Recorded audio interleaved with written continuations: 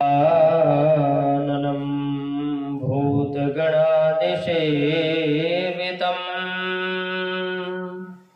कपित्यजम्बो फलचारुभक्षणम् उमासुतं शोकविनाशकारकं नमामि विघ्नेश्वरपादपङ्कजम्। नमः परमहंसास्वादितचरणकमलचिह्न मकरन्दाय भक्तजनमानसनिवासाय श्रीरामचन्द्राय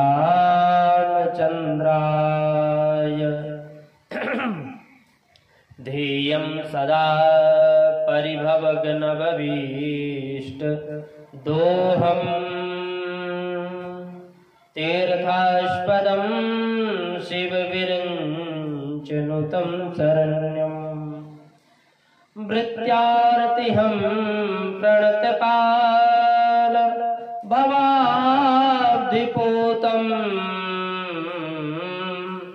वन्दे महापुरुषते चरणारविन्दम्। त्यक्त्वा सुदुस्त्वजसुरेप्सित राज्यलक्ष्मीं धर्मिष्ठ आर्यवचसा यद्गाधरण्यम् मायामृगं दयित एप्सितमन्वदाधावद वन्दे महापुरुषते चरणारविन्दम्। वंशी विभूषितकरान् नवनीरदाभा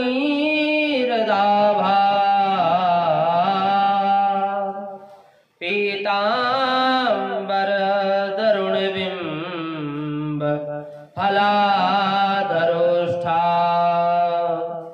पूर्णेन्दुसुन्दरमुखा दरविन्दनेत्रा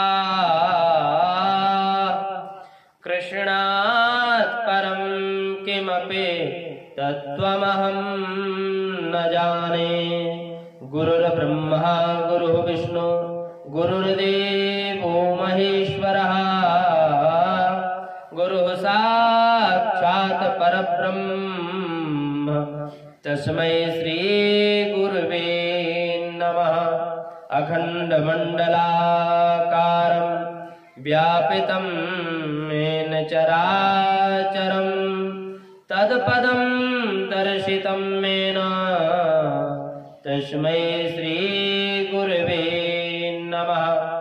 नारायणं नमस्कृत्यं नरं चैव नरोत्तमं देवीं सरस्वतीं व्यासं ततो जयमुदीरयेत्।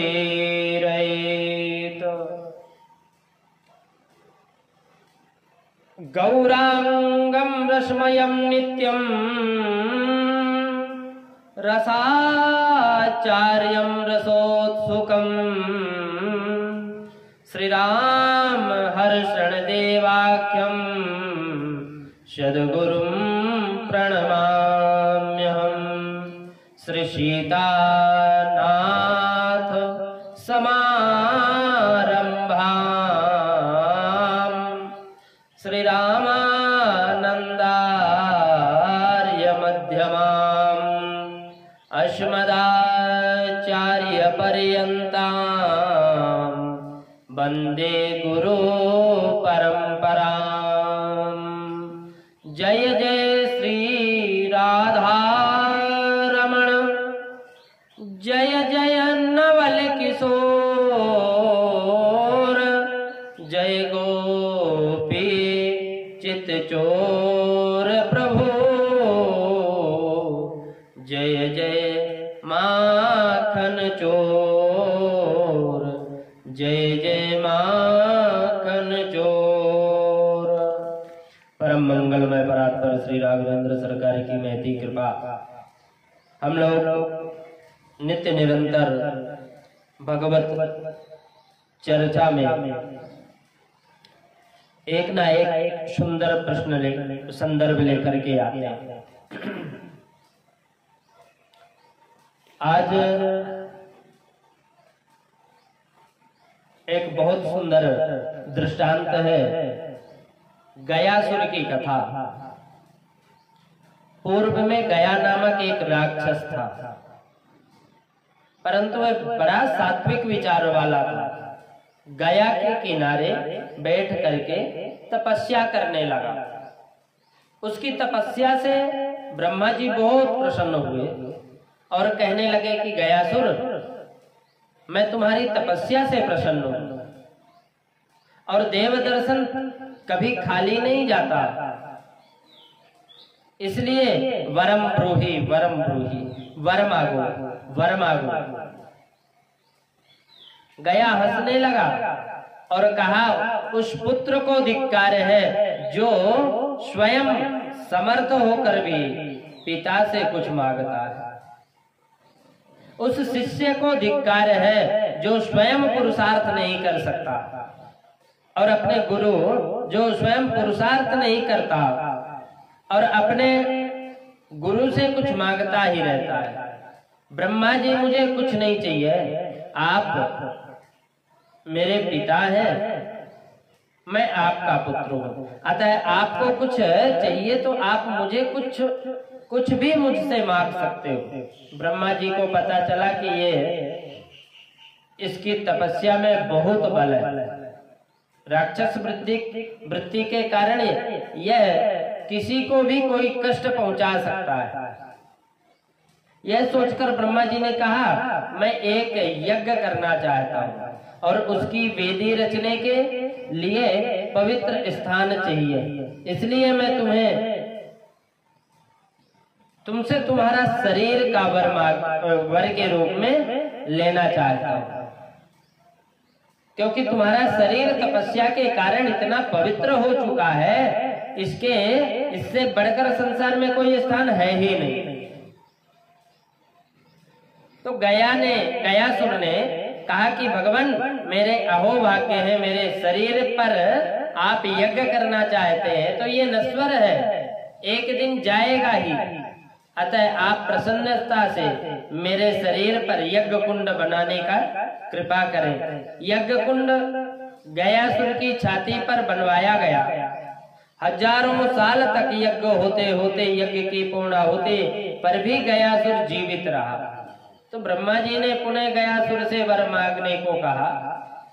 गयासुर ने मरते समय ब्रह्मा जी से वर मांगा।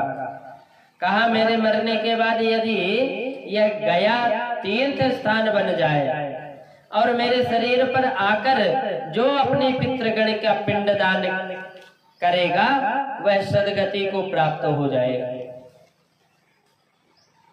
इसी कारण गोकर्ण जी ने गया जी में जाकर के धुंधकारी के लिए पिंडदान किया था, ताकि वह प्रेत योनि से छुटकारा हो जाए, सदगति को प्राप्त हो जाए।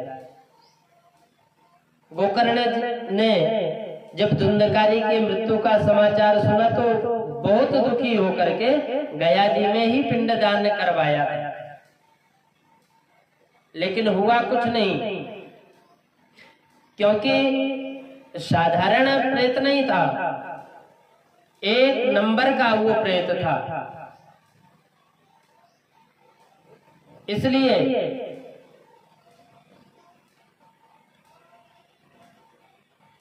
कर्म ऐसा करो कि प्रेत की पीड़ा हमें स्पर्श भी ना कर सके।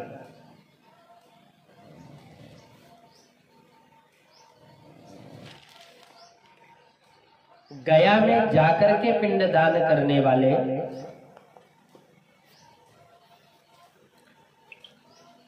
गोकर्ण जी महाराज धुंधकारी को श्रीमद् भागवत कथा का वाचन जब श्रवण करवाया, तब कहीं जाकर गोकर्ण जी के मुखारविंद से सुनी हुई श्रीमद् भागवत कथा अमृत